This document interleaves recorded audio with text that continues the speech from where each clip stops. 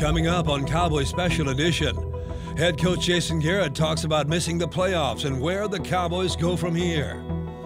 Tight end Jason Witten discusses his 15-year career and why he's making plans to return for another season. Chief Operating Officer Stephen Jones weighs in on the disappointment of the year. Let the offseason begin. The Cowboys gather one final time before going their separate ways. All that and more coming up on Cowboys Special Edition, brought to you by AT&T.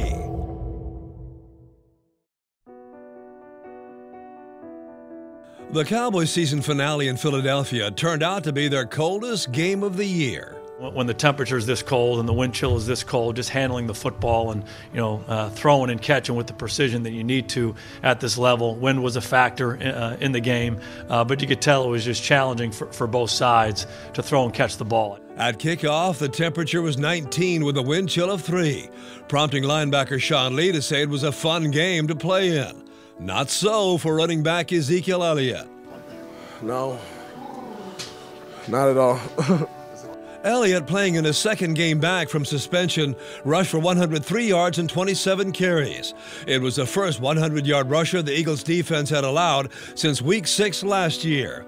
He fell 17 yards short of his second 1,000-yard season. It definitely was tough. It was just one of those days. It was slow, and it was tough. You just had to fight for those yards, those dirty yards. Both Elliott and quarterback Dak Prescott finished their second season in the NFL without glowing report cards.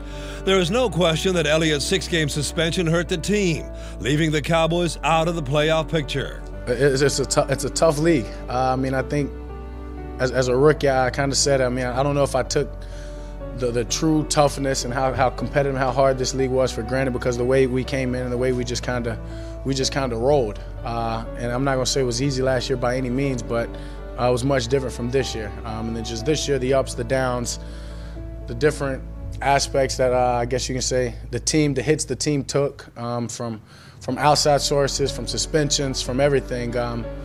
It was a tough year, but I learned a lot from it. I wouldn't change anything from it because I'm going to learn from it, most definitely. I would change, we'd go to the playoffs, obviously, if I could change. But what I mean is I'm going to learn from everything that's happened this year and move forward, become a better player and a better person. Prescott finished the season with 6 rushing touchdowns for 357 yards. It was the most rushing yardage by a Dallas quarterback in team history. Compared to last year, his passer rating dropped more than 18 points, while his interception total more than tripled. Blame it on that dreaded sophomore slump. If you want to call it that, there was ups and downs. I think I played some of my best ball of my career this year, and obviously I played some of my worst ball of my career this year. So you can call it what you want. Like I said, I learned from it. I'm going to call it a growing year. It's still a winning season for us. We're 9-7. We're going, like I said, we're going to grow off of that. Keep moving forward. Wide receiver Des Bryant finished the season 162 yards short of the century mark. His last 1,000-yard receiving year was in 2014. His role going forward will be answered next year.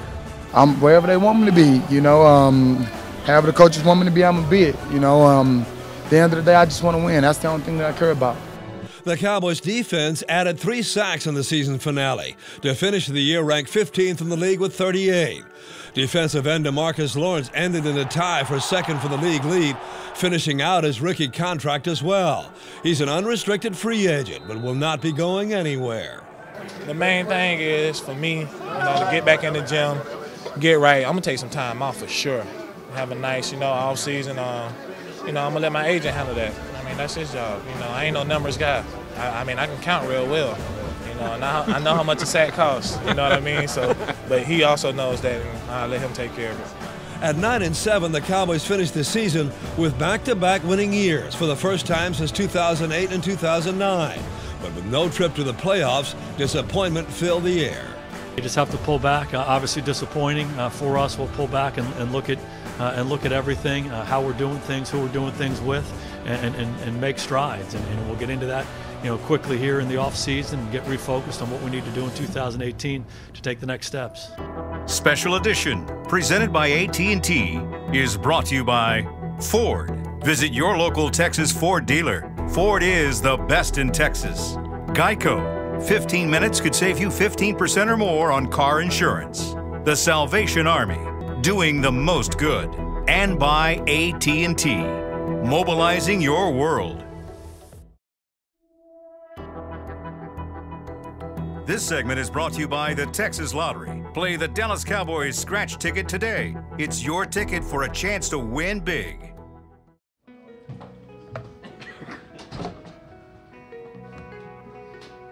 How we doing, guys? 2 days after the Cowboys season ended in Philadelphia, head coach Jason Garrett held his final briefing. It started with Garrett being asked about completing his first back-to-back winning seasons since becoming the head coach midway through the 2010 season. Obviously, we're disappointed that we're not still playing right now. I think in a lot of ways there were some good things that happened for our team this year, and there were some things that obviously weren't good enough. And we're going to start this process right now of evaluating everything. What we're doing, offense, defense, kicking game, evaluating players. We'll go through that whole process and do everything we can as a coaching staff to get better going into the 18th season. Garrett said the future of his coaching staff will be discussed. Team owner Jerry Jones has already said there will be no major change at the top. Garrett did talk about the loyalty that he has received from Jones as his staff tries to develop a champion. Oh, it means a great deal. It means a great deal. He's been an outstanding owner and certainly a huge figure in this league for a long time. And he loves football. He loves the NFL. He certainly loves the Cowboys. And anybody who's had the good fortune to play for him or coach for him, they feel that. And he's been a loyal guy to a lot of people in this organization for a long time. And it certainly makes you want to run through the wall for him. One of the biggest setbacks this season was a loss of running back Ezekiel Elliott for 6 games. The Cowboys went 3-3 during that stretch, a disappointing performance for a team that needed to do more. A 2-3 start to the season didn't help matters either.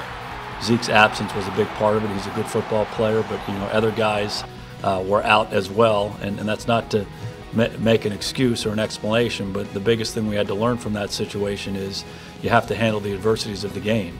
And when you have leaders in the lineup, they do a better job helping you do that. And we did not do a good enough job coming out in the second half in each of those games. When things didn't go our way, we let that momentum work against us. What also worked against the Cowboys was the performance of quarterback Dak Prescott. Despite a down year, Garrett believes Prescott can be a franchise quarterback moving forward, remaining as optimistic as ever about his future. Absolutely. I think he's absolutely the right kind of guy to have as a quarterback in your organization. I think he's demonstrated that time and time again. If you pull back and you look at what he's done in the first 2 years of his career, he's won 22 out of 32 games. He's 22-10 as a starting quarterback, National Football League. And you reflect back on other quarterbacks as they've started their careers, no one's really had that kind of success like he has. Now, is he perfect? Absolutely not. Does he get better? Does he need to get better? Absolutely he does, and we're focused on that. But he's done a lot of really good things in a short period of time for us, and he'll continue to grow because the kind of person he is. Garrett is convinced that the Cowboys are still being built the right way and expects Dallas to make a playoff run in the near future. Unfortunately, that's something that cannot be realized until next season. I do think their cornerstone pieces are in place on our team.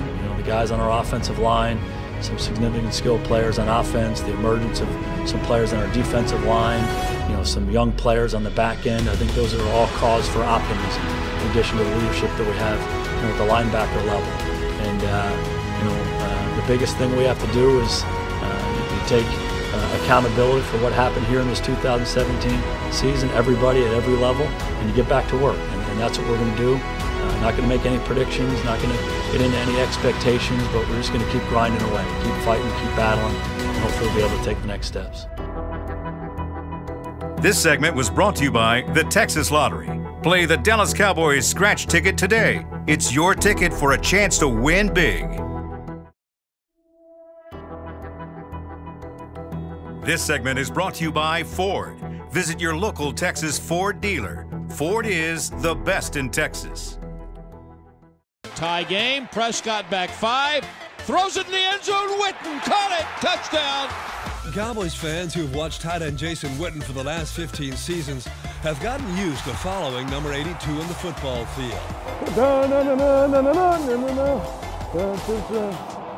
The same applies to the coaching staff, who marvel at his consistency and dedication.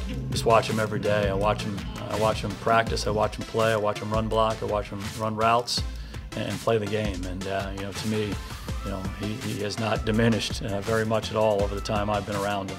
He's just an excellent football player, takes care of his body, does a great job preparing for every aspect of the game, and he brings it every day. How about it? How about it? They walk the wheel on the end of the line because we go off the ball. Huh?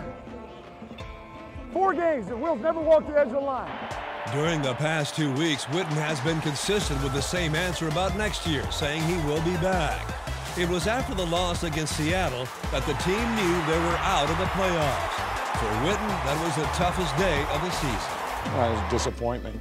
You know, a lot of sacrifice. July 25th or so, you know, you kick it off with a conditioning test, and you've been going for 6 months with 1 goal.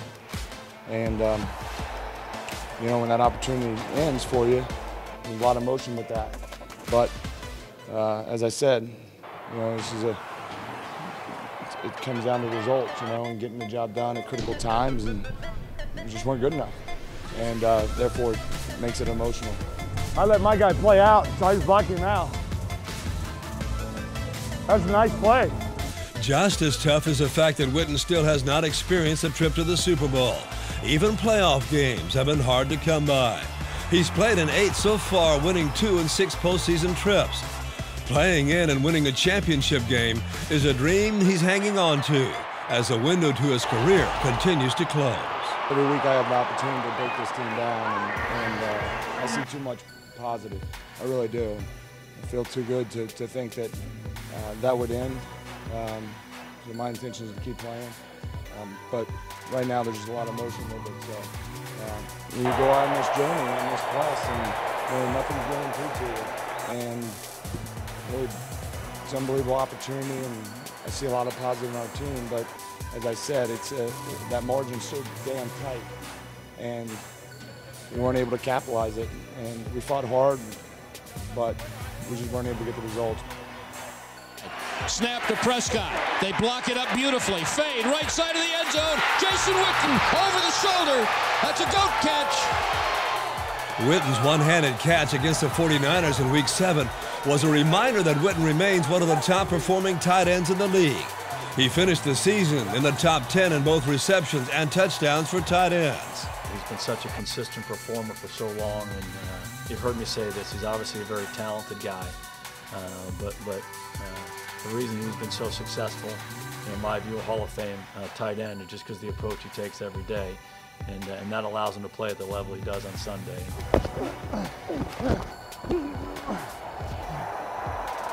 Yeah, he tried to backdoor me behind after I got him. I just crushed and shoved and knocked him right on his back. Witten credits his family for creating a great support system and supplying him with a positive environment away from football. It's a part of his life that is now helping him get over a disappointing season, and a part that will help him get ready for his 16th year. Yeah, it's hard. You know, you put everything you got into it for a long time, man. So, you know, it's a game. It is. But, you know. Good luck to you, man. Hey, so much a lot of respect for you, man. Yeah. I've been fortunate. I've lived the dream here for the last 15 years with this organization. Great ownership, great coaches, and great opportunity.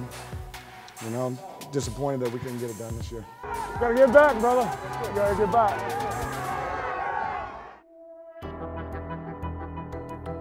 This segment was brought to you by Ford. Visit your local Texas Ford dealer. Ford is the best in Texas. This segment is brought to you by AT&T, mobilizing your world. The Cowboys know that a 9-7 record looks decent on paper, but that was not good enough to make the playoffs. 2 9-7 wildcard teams from the AFC did make it, but it took 10 wins to survive the cut in the NFC. Obviously, we had big expectations when we started the year. Really felt like we'd done a lot to improve our football team, especially on the defensive side of the ball in the draft with the young secondary moves we made, and then of course adding Taco. And you know, I do think our defense made significant improvement this year, but obviously you know, we just weren't able to ever achieve the consistency that we needed to have to move the ball on a regular basis on the offensive side of the ball. Jones says he doesn't point toward one particular player as to why the offense struggled, but he does admit that the offensive issues may have been the most surprising development this past season. The end of the day was the big surprise that the defense did make a jump, and unfortunately we took a, somewhat, I guess you could call it a step back on the offensive side of the ball, but I'm so convicted that we'll get it right. I do believe that Dak and Zeke and that offensive line is a foundation for our offense, and I know we're going to get in there and roll up our sleeves with Jason and Scott and the rest of the crew and right the ship. Then, I'm very optimistic that we can get this back to the place where we felt like we should be, which is competing for a championship. To win a championship, teams traditionally need an elite quarterback. Jones feels Dak Prescott, even though he took a step back, can eventually become that player who leads the team back to the promised land. I think so. I just think he has all the right stuff. I think he's got rare leadership skills. I think he's got the it factor, his will to compete, his will to his desire to be the best is there. And he's got all the skills that go with it. He's athletic. He's got a good arm. I just think, once we get him grooved back in and that offense hitting on all cylinders again, I think we're going to, see what we expect from Dak and what Dak expects out of himself. How the Cowboys live under the salary cap is a year-to-year challenge that is always one of Jones's biggest priorities. An extension for right guard Zach Martin is on the horizon, as well as a new contract for the team's sack leader, defensive end DeMarcus Lawrence. Linebacker Anthony Hitchens and defensive tackle David Irving are also on the list. At this stage, Jones says it's all workable. Absolutely. I mean, it is workable, and it's just a matter of making sure, you're allocating efficiently and that you're getting the production, from your resources that you need to be getting. And when they're not, then everybody needs to take a long, hard look at it and see what the answer is. We either got to get the player playing better or play into that type of number, or we have to do something different. So those are all tough business decisions that we'll be working through with Coach Garrett and his staff, as well as Will McClay and our personnel staff and Jerry and myself. What the Cowboys will eventually look like next season will depend a lot on their off-season evaluations. It's a process that will start by looking at every play, every player, and every coach. We'll go through each group, each personnel group, our offensive line group. We'll go through both starters and depth, and just run through our roster that way. So, you just start with each one of them and see who met expectations, who's playing winning football, who dropped off. Do we think they can come back to where they were? Those are all the questions that you ask when you get in to looking at our personnel. And there'll be some tough evaluations there and some tough questions that we have to answer. This segment was brought to you by AT&T, mobilizing your world.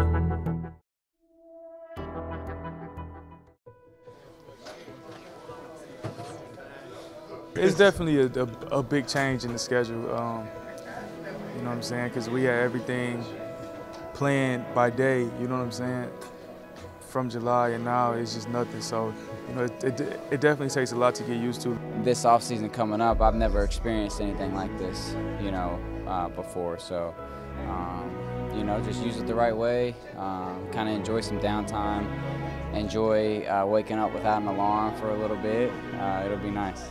The players point to the fact that the team did not mail in their final game of the season and fought hard in adverse weather conditions to win their 9th game of the season. That, they say, showed the character that this team is made of. I think personally, this shows what kind of character guys we have to come off and not go to the playoffs this year. It's going to show what type of team we have. Special Edition, presented by AT&T, was brought to you by Ford. Visit your local Texas Ford dealer. Ford is the best in Texas. Miller Lite, the only beer of the Dallas Cowboys. AT&T, mobilizing your world. And by NFL Game Pass. You'll never miss another game. Enjoy full access to coaches' film and game replays from Week 1 to the Super Bowl. Subscribe at DallasCowboys.com/Game Pass. If you missed any portion of the show, be sure to visit DallasCowboys.com/TV.